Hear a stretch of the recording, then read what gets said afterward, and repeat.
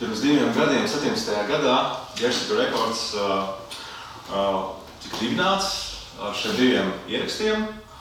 Un dibināšanas pasākums notika Gersitas ielas vinila dienās, no kurienes arī ir vārds izdevniecībai. Un šajā atklāšanas reizē Indrids Veitners,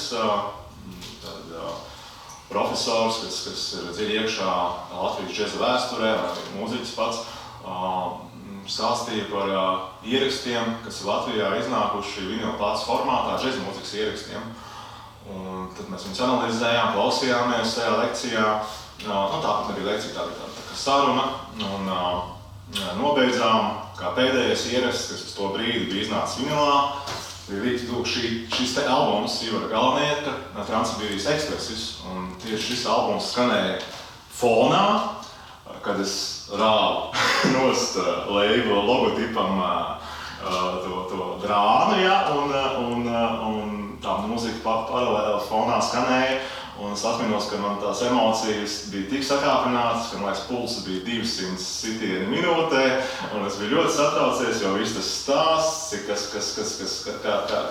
kas man noticis līdz šim, un es atminos, jā, pirmais skanders, Vodopad skanēja, un kad tur ieskanējās Anatolija Vapīrova solo, kas bija atsevišķa dimensija, un tā skandera bija atceramies beigās, tad ir tika daudz nost, ja tas viss, jo es biju pirms domājis, ka es to darīšu vēlāk, ka pēc Indrita lekcijas tā atklāsim un tā, bet tā mūzika man iedeva pa galvu tā, ka es teicu, nē, tagad tā lupata nost, un lai tas viss notiek. Un šodien ir iespēja ar Ivaru Galvnieku. Sveiks, Ivar! Lūdzu, jā. Un es tāpēc izmantošu šo iespēju, ka man Ivars ir Rīgā, jo varbūt Ivars pats pastāstīs, kas notiek šodien. Ivara Galvnieka dzīvē, kā paiet ikdiena, un droši vien jau daudzi, kas, protams, džeza sekotāji būtu zina, bet mēs varam parunāt, kas ir, Ivars Galvnieks šodien, 2019. gadā. Vispirms es gribu apsveikt ar šo atgriešanos vinilu pasaulē. Es domāju, ka tas ir ļoti fundamentāls tāds iestatījums. Un, protams, ka man ir gods, ka man plati tikusi atskaņot un tiek pievērsta kaut kāda uzmanība tam. Jo, jā, man bija periods, kad es biju par to pats pavisam aizmirsis un dzīvi ieraugusi, kā saka, ikdienā. Bet jā, tas periods man saistās tiešām ar tādu ļoti intensīvu laiku džezā un tā kā kaut kāds etaps noiets pirms tam. Un jā, katrā ziņā, jā, tas bija ļoti interesants periods un patiesībā sakot, ir mazliet žēl, jo tanī brīdī, kad priekškari vērās un taisījās ciet, dažādos virzienos, kaut kas apstājās šajā te normālajā plūsmā ar muziķu apmaiņām un koncertu. Protams, kad dzīve turpinājās un citās varbūt dimensijās un citos geogrāfiskajos platuma grādos. Bet šis ir tā kā tāds, vismaz var likt roku sirds, ka tas ir, patīkami un godīgi bijis. Tad man pastāstīt par manu Es domāju, būtu vairāk divos, ja var pateikt, divos vārdos, kur šodien, kas ir tās aktivitātes, kur jūs izpaužaties šodien un kur jūs varat dzirdēt šodien, ja, un tā. Mēs varbūt pēc tam varam atgriezties atpakaļ pie šiem ierakstiem. Jā, varbūt, jā. Jā, tātad dzīve man aiznesa vai aizlidināja uz Angliju. Anglijā es turpinu spēlēt kontrabasu un man ir iespēja spēlēt gan džēzu, gan arī klasisko mūziku. Es spēlēju ar vienā vietējā simfoniskā orķestrī esmu koncertmeistars un tad mani arī aicina ar citiem orķestriem. Kādā pilsētā tas ir? Tas ir Norvičā un tas ir Kings Linnā.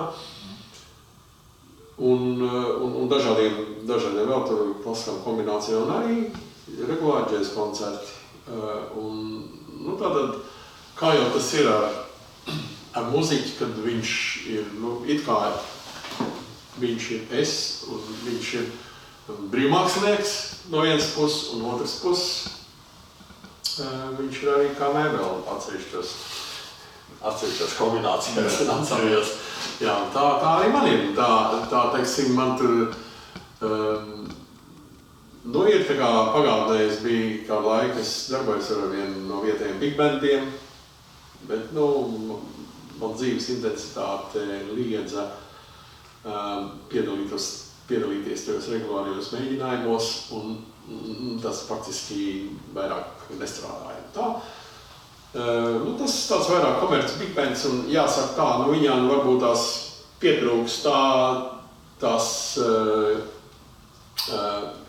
radošās tās deksmes, jā, tā kā, es faktiski negluži, jāsaka, nožēlu, bet man ļoti patīk big bands kā tāds, jā, tas ir tā ir tāda vienība, kas ir pat par sevi, jā, bet kad tas ir tādā ļoti komerciālā veidā un varbūt arī viņš nav nekāds daudz svaigs, tur ir kādreiz parādās kāda svaiga aranžējuma tā. Principā tā ir rutīna un atkārtojas vecās lietas labi zināmās, jā, un tad tā. Un, protams, tad arī ir runa, cik tas ir patīkami, jo tādā kontekstā, kad, teiksim, viena lieta tur priekšā ir saksofonists un trompetists un atsevišķi labi solisti, bet ir arī ritmu grupa, un ritmu grupa tas ir viens no priekšbasists, teiksim, man tā prasība tomēr ir, lai būtu jābūt labai sadarbībai, jā, ar tā, lai tas kodols būtu tāds. Tad tur ir reizēm bijis problēma, tāda digmendam varbūt tās ir grūtāk atrast tādu stabilu mūzinieku, jo mūzinieki ir maz un ir ļoti aizjūti. Un līdz ar to tad paliek tie mazie ansambļi. Un mazie sastāvā ir tā, tad, kad es tā kā nostabilizējos, tur divi tuvējie džēz klubi, neviens kā nebija īsti tieši Norvičā iekšā, bet abiem diviem viņiem bija regulāras spēles, tad faktiski kādu laiku bija tā, ka spēle reizi nedēļā viņiem bija spēles. Un arī man tika spēles, un arī mani tad pieaicināja kaut kādreiz ar dažādiem viesmāksliniekiem vai vietējiem muziķiem, tā kā bija diezgan daudz spēlēšana. Tad kaut kādā brīdī tā dzīve kaut kā pēkšņi noplaka un palika tikai reiznedēļā. Līdz ar to tā mākslinieku izvēle kļuva plānāk, jāsaka tā, ka tās iespējas mazāks jau. Tomēr ir tās iespējas spēlēt ar tiem londoniešiem un kādiem vēl, reizēm kādi iebraucēji no citām valstīm. Tur ir no Itālijas bijis. Un, teiksim, tad no tādiem vārdiem kā, teiksim, Skots Hamiltons un Anita Vardell dziedātāji, jā, un tad ir šitā Japāniet Eriko Ishihara, tā regulāri precēsies ar manu ģitāristu, un tad sākumā viņi divatā nāca uz tom spēlēm, tad tagad, katram ir savu intensīvu dzīvi, un tad viņi spēlē slaveniem dziedu, un tā,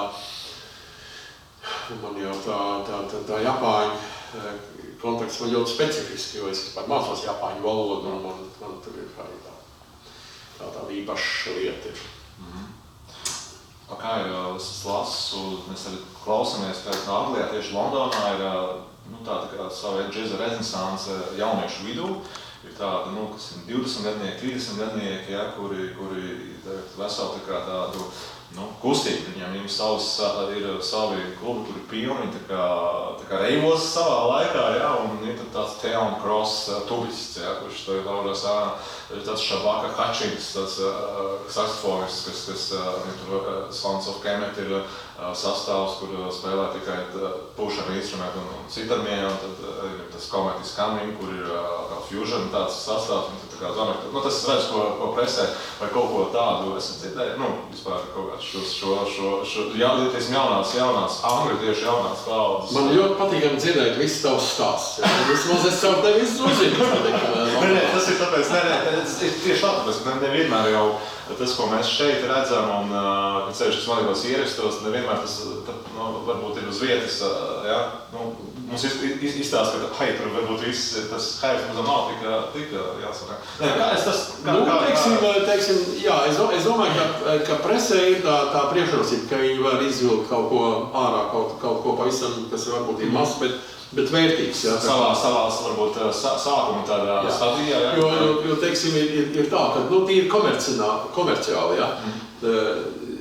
Tas vienmēr ir tā nav vienkārša lieta organizēt kaut ko un bīdīt lietas, jā, kur teiksim, tur ir telpas, tur ir muziķi jāsavāc, jo kā jau džeza muziķi, katrs ir saistīts vēl, jā, teiksim, pašā sākumā, 20 gadīgie. Jā, viņiem nav tās saistības vēl tāds, viņiem ir vairāk iespējas.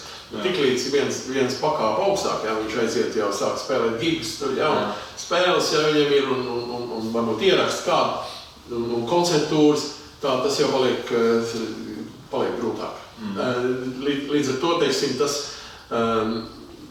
tas tusiņš, jā, kas tur ir, jā, viņš ir, zināmā mērā, runā par Londonu, es runāju par Norviču, jā, un tas ir tā Anglijas specifika, tur ir diezgan tāds frakturēt, sadalīt tā dzīve, tur ir, tas pats Rodžers Odels, viņi tagad ieņem ir spēle, tad Anglijā ar to šakatāku grupu, jā, viņiem. Un tas bundzinieks, jā, es esmu viņu spēlējis kopā arī, viņš ir lielisks džez bundzinieks, viņš ir sievi dziedātāji, un viņiem ir džez klubs Suffolkā. Tur pat tas ir stundu, pusotru, varbūt pusotru procents, jā. Un viņi tur to dzīvi tur, jā, bet tas ir atkal savukārt tā ir tā publika, tā ir tā lokālā publika Anglijā, Norvičā, Norvič, Norfolk tur atkal savu, varbūt kaut ko Kingslīn.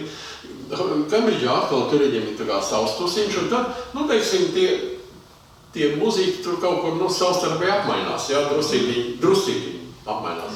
Teiksim, tie ir tādi, kas ir, izvēlēti būt par tiem lieliem solistiem, teiksim, kuri ceļo no klubu uz klubu, jā,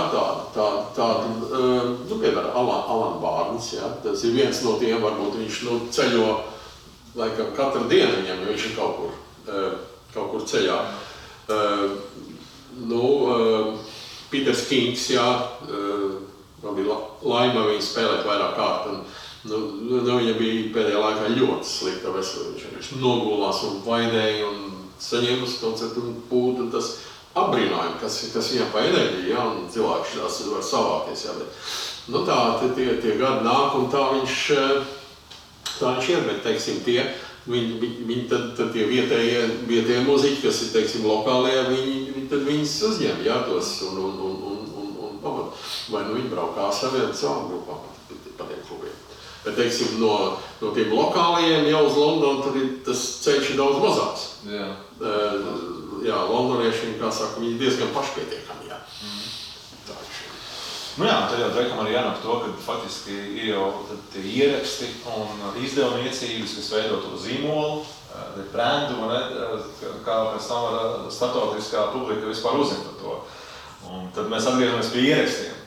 Kad Trans-Sibīrijas Express, tas laikam vienīgais ir solo albums, un kā es lasu liner notes, tad arī Dombītā viņš ir pieminēts. Vai? Jā. Šodien gatavojoties, redz, ka mēs lasām, в американском джазовом журнале Downbeat написали, что Голландец играет смычком. Какой сложный? Смычком и руцин. Как мало кто из современных басистов-импровизаторов. Отличный контрабасист. Tas ir Dombīgs to raksta. Nu, jau var ticēt, protams, Bataševam, kurš rakstījis liner notes, ja? Bataševs, cik es atceros, viņš bija viens no tiem, tur bija divi vīri, principā tādi, teorētiķi, fiziķi un muzikologi, kuri bīdīja lietas vēl, Mitropoļskis vēl, tas bija Maskavā. Un viņi vienmēr bija džēza festivālos un vadīja to ielu. Žurnālists, tā kā vai kas ir mūzikas? Jā, faktiski viņš bija fiziķis pēc izglītības. Fiziķis? Jā, bet kā jau tajos laikos bija, ka inteliģents un cilvēki ar teiksim, eksaktām zināšanām, viņi bija ļoti interesēti džezā. Un tā bija tipiskā tā lieta, kad ir kāds inženieris vai, teiksim, fiziķis vai viņš būtu vienalga kāds matemātiķis, jā, viņiem ir interesi par džezu, viņš, teiksim, vāc kaut kādas ieraksts, viņš tur lasa lekcijas kaut kāds, jā, jo tas bija toreiz tāds savā ziņā informācijas vakums, jā, un viņi to aizpildīja. Un tad, kad sākās tā džeza festivāla tā ēra, tad šie cilvēki bija spējīgi nostāties priekšā un izklāstīt lietas būtību, izstāstīt auditorijai par mūziku. Jā, vispār. Tas bija ļoti interesants laiks, jo es atceros, ka cilvēki tie, kas bija organizācija, tie bieži vien bija komjonatnes kaut kādi funkcionāri, tur bija pielikt klāt, jā. Mums patīk, mēs pirmo reizi dzirdam šo, mums patīk šī lieta. Patīk šī lieta. Jā, un par Transbrīvības ekspresu šeit arī Lainernos, tad es faktiski runāju par festivāliem, jā, ka tas ir šis sastāvs, kas ir šajā platē, kvartets, ka jūs tad vasaras ritmos spēlējāt kopā, un tad arī to programmu, kā no Lainernos var saprast, tīri vienkārši izlēmāt ierakstīt. Nedomājot par to, ka tas varētu būt plate, bet tā plate, tas ieraksts ir tik labs, ka tad izdomāju, ka... Jo arī pats ieraksts 85. gadā veikts, kā es lasu uz labelu virsmu, un plate ir izdota 88. gadā. Varbūt, Ivar, pastāst vienkārši, jā, kas ir šie cilvēkiem, ar ko... Jo sastāvs tad ir Ivars galvenais kontrabass, Māris Bieškāns bungas, un tad ir Anatolijas Lapīrovs tenors saksofons un Igors Dmitrijevs uz pianists, jā. Kas tātad, kā dzīve saved kopā ar šiem mūziķiem un kā tas viss nonāca Rīgā un īstenībā kā tas ieraksts tika veikts, jo man liekas, tajā 85. gadā tad nebija tik vienkārši iet studijā un ierakstīt un vienkārši mūzika, kas patīk. Tas ir daži jautājumi, kas man diezgan daudz atbildes būs, bet es mēģināšu tātad pa mūziķiem runājot. Māris Bieškāns tātad parādījās kopā ar mani, spēlēt kopā ar Raimonu Raubiško. Tas ir par labi ieraksts, ko mēs vēl nākošais jautājums. Un jā, mums bija diezgan daudz pārunas arī ar Māri par muziku vispār. Jā, tā kā mums kaut kur bija tāds kopējs intereses un Māris kā mūziķis, viņš bija ļoti stabils bundzinieks ar ļoti precīzu, smalku struktūru pārdomāt, un viņš bija bijis pirms tam, es diemžēl toreiz netiku, Ronijs Kots viņi bija spēlējuši, jā, un viņš bija redzējis Maks Raučs, jā. Un tā, protams, tas ir, ja dažas nedēļas tur esot, jā, tomēr tā ir laba skola redzēt to. Ja viņam kaut kas trūk, teiksim, tīri džeza tādā izteiksmē, ja, tas periods ļoti daudz ko palīdzēs. Māris parādījās jau, kā saka, praktiski gatavs džeza bundzinieks. ar ļoti smalku tehniku, pārdomāt un interesantām frāzēm un neagresīvu, bet tai pašā laikā ļoti piesātinātu ritmu. Un viņš lieliski aizpildīja mūs, kad mēs vēl mūsu trio spēles bija, ļoti interesanti viņš spēlēja. Tātad Māris bija viens no tiem cilvēkiem, par kuriem es domāju, ka Māris būtu tas cilvēks, kurš būtu tiešām iederētos tajā manas mūzikas kontekstā kopsumā ar pārējiem muziķiem. Tātad, kas bija pārējie muziķi?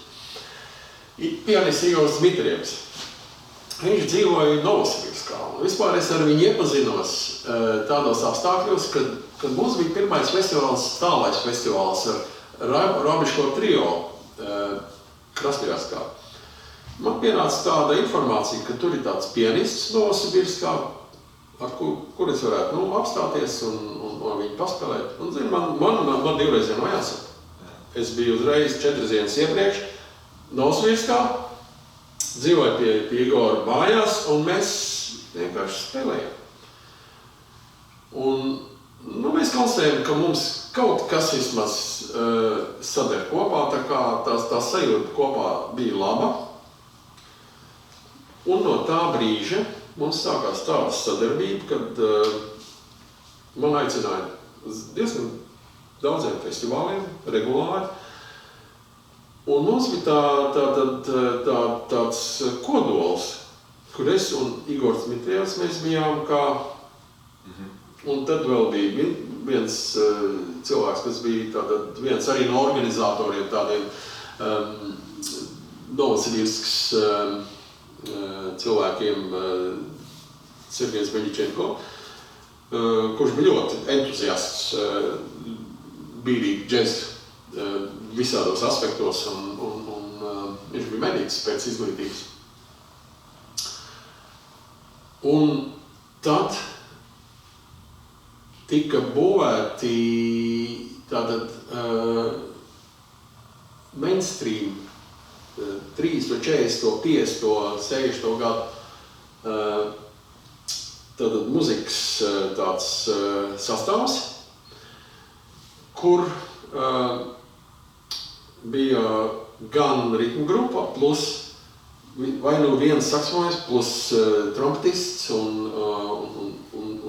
tie jau nāca no dažādām pilsētām. Tur bija tas savākums, teiksim, tās kombinācijas varēja būt dažādas, bet tas bija tas kodols, kur mēs bijām, un Igors Dmitrievs bija. Un Anatolijs Vapirovs savukārt mani aicināja spēlēt ar viņu brīvā džeza mūziku. Viņš un tad Valentina Ponomorjova, tā bija arī brīvajā muzikā, Sergejs Kurjohins bija. Viņš faktiski samērā drīz viņam bija veselības problēmas, un viņš aizgāja, kā saka, uz citiem laukiem. Bet mēs ierakstījām Ļeņingradā, toreiz ierakstījām vairākas plates, es piedalījos vairākās Anatolija Vapirova platēs. Tas ir, un paralēli mēs arī spēlējām arī festivālos. Tātad, un Vapirovs bija arī ļoti labs improvizētājs arī, teiksim, mainstream muzikā, kā jau to var dzirdēt, tad viņš ir izcils muziķis ar ļoti skaistu tembru un smalku tehniku. Interesantu domu gājienu. Tā kā, mums jau faktiski bija tā, kad tas festivāls Rīgā bija, un man bija tā doma lūgt Māri un šos te kolēģis, es nāku priekšā, man ir tāda skribelējuma, vai mēs nevarētu mēģināt varbūt ierakstīt. Es gāju radio, es prasīju radio, vai tāda iespēja varētu būt. Pilnīgi neticamā kārtā, tā nebija problēma. Kas radio tajā laikā bija lēmums? Māris Zarvas radio, mēs runājam Māri, un tad jau caur Māri faktiski tur man savēd un to studiju atvēlēja tad, un tur bija, jā, tā nebija. Mums ierakstīja Jānbrālis. Jānbrālis, jā. Jānbrālis. Jā, ieraksts, viss ļoti labi skan, un jā, tad tās lēntas droši vien kādu laiku tik nolikts malā līdz tas lēmums, kad ir Latvijā. Jā, nu tas bija tas moments, kad es tā domāju, kaut kur tā kā kasījās, kā saka, es nezinu latviski, bet angliski saka ičī. Un tā es tā pie tās domas biju, es domāju, tas materiāls. Nekas nav ideāls, ja, tu nāc no turienes, kur tu esi tāds, kāds tu esi, ja, un tā, bet varbūt, ka tas var tomēr derēt, un tā es sāku domāt par to, kad varētu būt to izdarīt, un tad mēs braucām, un tad es braucu veikt tos ruļus uz Maskavu, un tur bija tāda baiga ausēnā dāma. Ausēnā, kas visu, ko dzirdēja, viņi saka, tur jums tur kaut kādas problēmas ir ar to ierakstu, jā, laikam tur ir kaut kāds magnētiskais lauks iedarbojies, jā, vai lidostā, vai ejot cauri, vai vilcienā, vienalga kaut kas. Tad es saku, kundu man tāda problēma. Brauc atkal, vēl viena rūla. Un tas bija labs, jā, un tā tas bija, un tad taču Mārtiņš Sauspurēns bija, tā saka,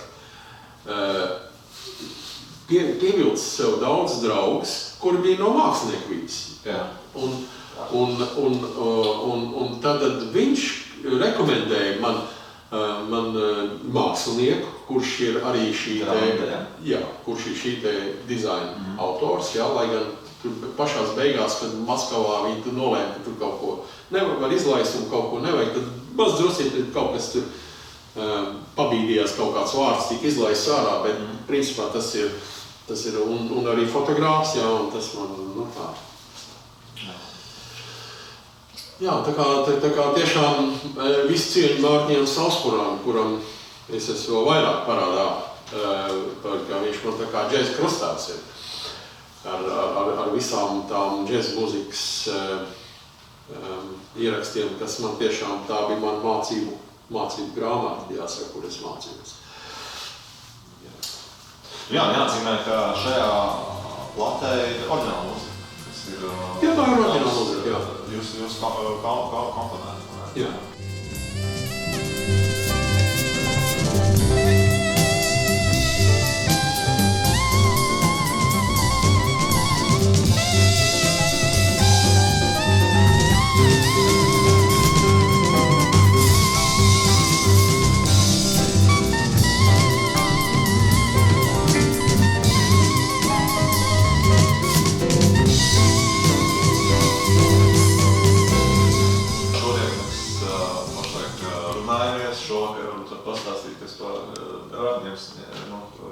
Koncerts. Jā, tad kā viena no infrastruktūrām Latvijas, teiksim, džezā ir, bez infrastruktūrām mēs muziķi nevaram vispār iztikt. Tas ir klubs, tas ir, teiksim, koncertzāle, kur mazāk vai regulāri var kaut kas saistīts ar džezu notikt. Tātad savā laikā aktieris Rolands Zagors kopā ar Raimondu Graubiško nodibināja šo te klubu Hamlets, kur notika regulāri jam session un kādi koncertiņi, un, teiksim, tā bija tā viena no infrastruktūrām gan jauniem, gan arī pieredzējušiem muziķiem. Sākotnēji droši vien padomu laikos jau vēl, kamēr bija, tas varbūt tik vienkārši negāja, bet katrā ziņā tas bija ļoti vērtīgs ieguldījums, jo mēs bez tā nevaram dzīvot, un tad, teiksim, tā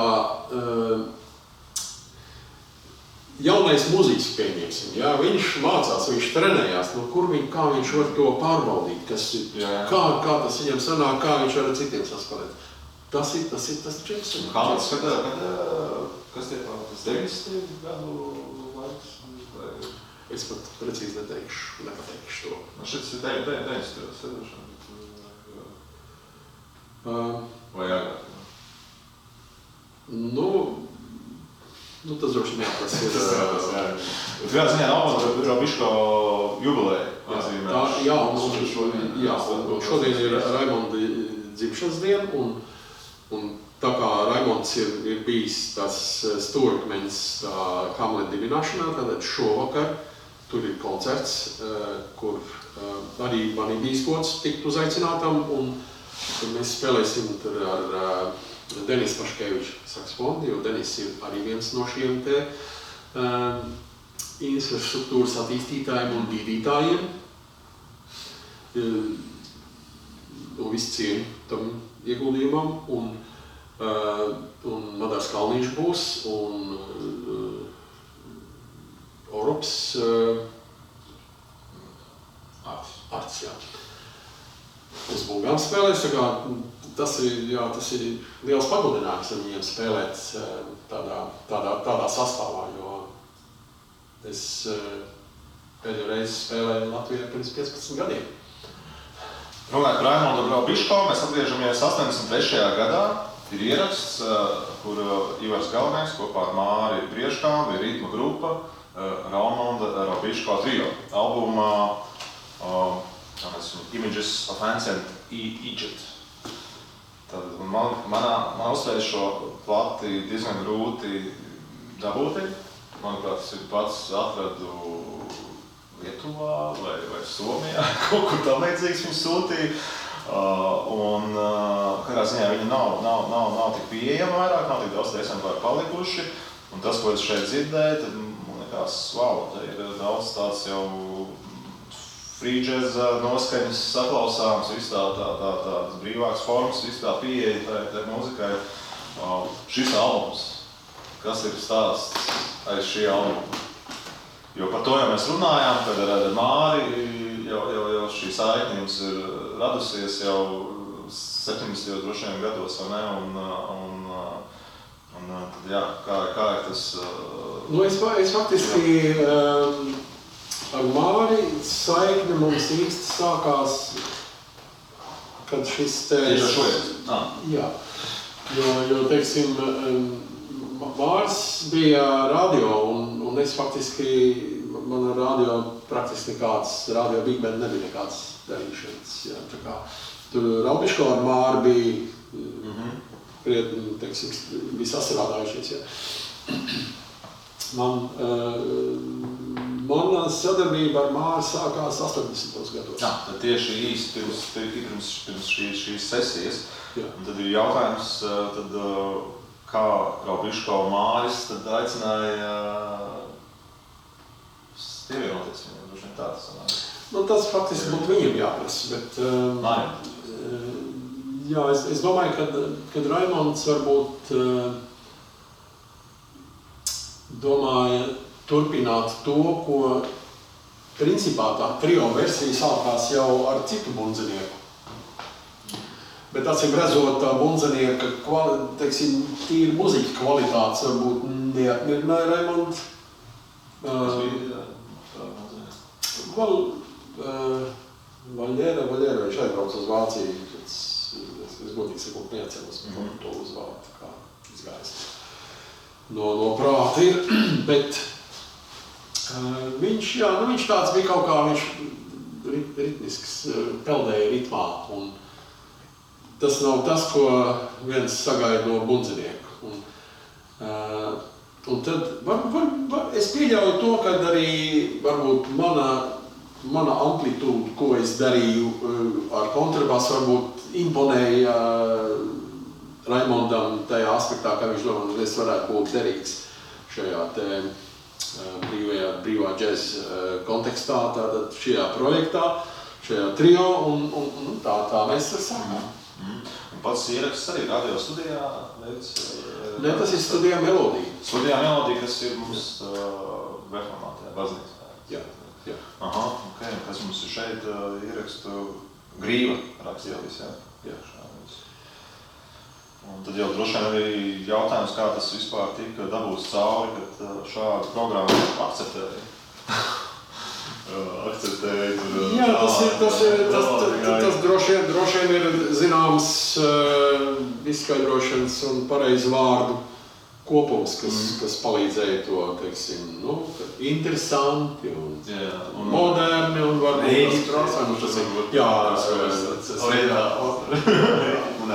eksotisks, jā, noteikti tas visur, teiksim, Grīva mākslinieces, tas ir viņas darbs, tas jau pats par sev tā glāsties. Superīgi, tas ļoti iespaidīgi tā, teiksim, tas atvērums ir.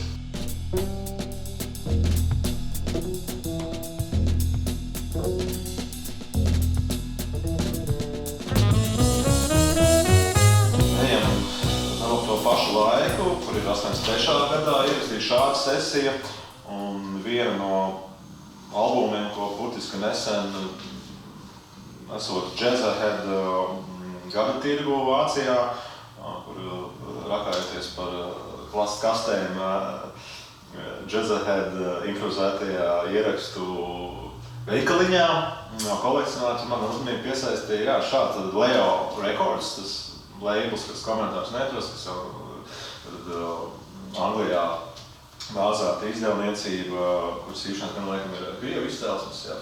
Viņš ir no saviem cilvēkiem.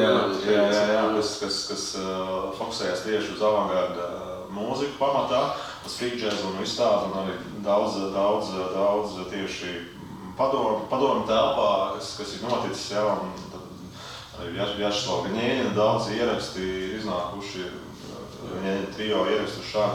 Bet man uzmanīgi piesaistīja, šis On a Baltic Trip, vācu klarnetists Hans Kumpfs, kurš ir braucis uz Baltijas valstīm 83. gadā un veicis ierakstus ar Igauniem. Pie Igaunijām viņš spēlēja kopā ar Sārsalu, Lembita Sārsalu, tāds saksofons, tāds baznīcāji tur performē tādu diezgan interesanti, un Lietuvā ar Gaņēļinu kopā un Tarāsavu, tā kā Čekāsina vietā, tas mazliet sanāk, ja. Un Latvijā Rīgā, Kafē Lego, kas ir tad pirmais džeza klubs Latvijā, Rīgā, ir uzstāšanās ar Ivaru Galvēju. Un Raimonds vēl bišķi pievienojas vēlāk, bet šis, diemžēl, Raimonds nokavējis ierakstu kaut kādu iemeslu dēļ. Es nezinu, vai ir atmiņas par šādu vispār ierakstu? Es ļoti precīzi atceros, jā, man tas bija tas, kad viņš ar to savu kociņu, to čūsu dīdamo uznāca, un tad, jā, tas bija pilnīgi brīvs, un jā, tas bija tāds ļoti spontāns spēle, jā, un kaut kas jutās labi, un nezinu, tad izrādās, ka tas bija ierakstījis, tas bija aizgājis platē, jā, tā kā kādu viņiem saka, to neviens nezināja, Hans Kumpfs, tāda. Hans Kumpfs, kā tas ir kaut kādu brīnojās, pazināt? Absolūti ne. Kādā ziņā tas nebija no cilvēkiem, ko es biju lasījis caur Downbeat, jā. Jā. Hans Eiros, un tad vienkārši ziņa par to, ka šovakar klubā būs mūziķis no Rietumvācijas, jā, vai kaut kas tāds. Man iebērsies, paņemt savu kontrabasu, tur būs tas un tas un spēlēs. Jā, tas rezultāts ir, 87. gadā izdots uz labu leigu un klausās.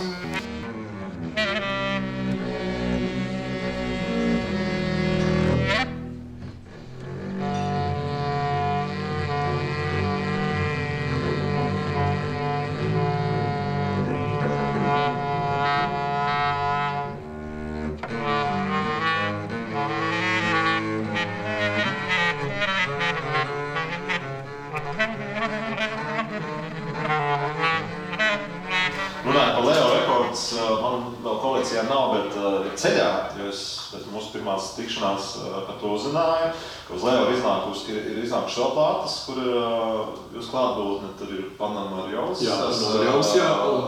Un ar Rūmu Džiganti, jā, tas ir tā Panama arī jau vienreizēji, jā. Viņi vispār, viņi unikāls cilvēks. Es ar viņu iepazinos, tas bija pirms daudziem gadiem, mēs ar Silvijām aizgājuši uz to trio Romēnu, uz Romēnu teātri, jā. Tas ir Rīgā? Tas bija Rīgā, jā, sporta manēžā tas koncerts. Un tādā pašā dienā bija Edelhāgena koncerts. Un tagad mēs noklausāmies to, un es tādu dziedātāju, trio Romēnu. Tad zinu, viņi tā kā tirpiņas iet cauri, ja, kad viņi dzied. Un tagad iepriekšējā vakarā bija jam session, jā. Un es atpazinu to sievieti, kas viņa bija tajā jam sessionā. Jam session tajā Alīgo, jā. Un tagad mēs izējām ārā, no publikas mēs izējām ārā, ķert taksīt, jā. Mēs skatāmies, viņi arī znāk, mēs izējās ārā. Un mēs sākam runāt, mēs kā jauni tā, kautrīgi tā, tā saruna. Viņi arī izrādās brauc uz to Edelhāgenu, ja? Tā mēs jau vienu taksē braucām un tā mēs sapazināmies. Un tā Panama jau, viņa tāds raksturs, jā, tik īpatnējs jau viņa tāds. Tādi cilvēki ar tādu godīgumu un tādu tiešumu, jā, un atklātumu, jā, to grūti satikt. Un tas kaut kur man vispār, viņi arī bija kļuvu par vienu no tādiem maniem, var teikt, kā angļi saka, role modeli. Un tā mēs ar viņu satikāmies laiku pa laikam Maskavā, un beigās mēs satikāmies arī džēza festivālos. Un beigās mēs pat spēlējām kopā. Un kas ir tā mūzika, kas tajā viņas Leo platē, tas no festivāla ierakstēts vai? Nē, tas bija studijas ieraksts, Ļeņģerdā mēs rakstījām, jā, tur bija sērija ar ierakstiem, tur gan Vapierovs man aicināja, gan Panovario, un tur kā jau tie muziķi bija, viņi kombinēja tas ierakst iespējas, jo arī jau tas nebija katru dienu tā uz sitienu, tu nevarēji, jā, tur vajadzēja visu organizēt, un tās lēņas, acīm redzot, bija jāpierek prom uz izdevniecību, un tad to laida caur kaut kādiem kanāliem, lai tur... Jā, tas ir arī līdz Leo nokļūs un tā plate ir izvārka, jā.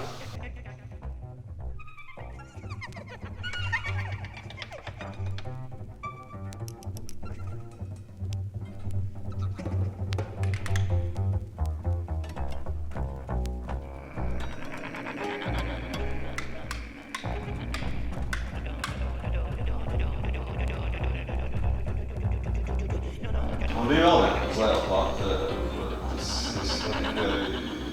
Vapierovs Invocations bija, varētu būt pat vēl kāda, jā. Viena bija arī Kurjohins spēlē, jā. Es atceros, kā Kurjohins mēs tur kaut ko improvizējam, viņš tā klusņam taisīja kūliņu tur garām, gan manā tās ir. Bet Kurjohins jau viņam tā pop mekaņika bija arī, man liekas, Jā. Zoja kopā, kur uzstājās. Un tur ir ļoti interesants ar citu lietas, kur viņi veikuši aviācijas institūtā, padās Rīgā, 85. Tur ir Weisbams, kas ir tajā laikā pareizes tas DJs no Vācijas, viņš viesoja šeit Rīgā, viņš tā kā platēm skrečoja, un Kurjohins un Cojs. Un tā ir tāda brīvās, tāda tā kā performance, tas ir uz minūtēm 15 katrā pusē platas iekšā, un te vadās tajā aviācijas klubā, un pat Soju grāmatā, jā, tā kā minētās sesijas to platērā, tad bišķiņ cits drājas, kā saka, bet, jā, interesants lietas. Nu, ko es, principā, ar šo es mēs varam pirmo daļu, varbūt mūsu sarunas, ja tā mēs teikt, varam nofinišēt, jo es jau pirms šī ieraksta izteicu piedāvājumu Ivaram padomāt par savu albumu uz Jersika Records. Es gaidīšu atbildi no Ivara, ko viņš par šo... Cik jau drīkst to neatbildēt? Es domāju, ka laiku es došu kādu, izteicis es piedāvājumu esmu, jo uz Leila jau tikko svaigi iznākusi Denisa un Vjačeslava Gņēļa nākārtīgi Gotsmana trio ieraksts, un šeit jūs esiet uz vienā plate. Es domāju, ka arī zem Jersikas jumta jūs arī varētu ļoti labi sadzīvot kopā, un teikšu paldies, un tiekamies droši koncertos, un vecie jaunie vinili. Jā, tā.